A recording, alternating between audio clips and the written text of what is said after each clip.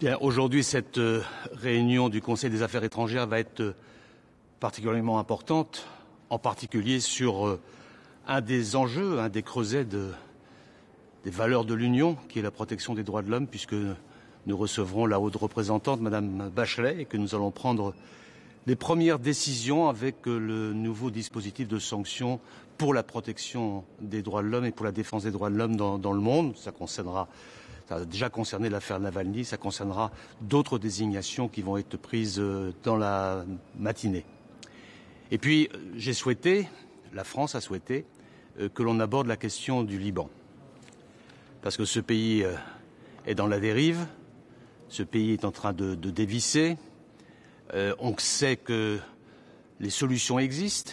Il faut un gouvernement qui soit un gouvernement inclusif, qui soit un gouvernement opérationnel, un gouvernement d'action, et il faut des réformes.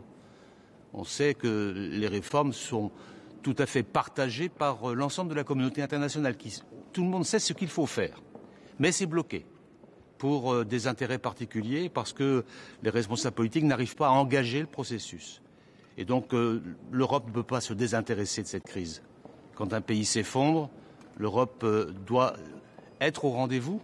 Et je veux que l'on puisse échanger ensemble sur les leviers qui nous permettraient de faire pression auprès des autorités libanaises pour qu'elles bougent, parce que la population libanaise est aujourd'hui dans l'angoisse et le désarroi.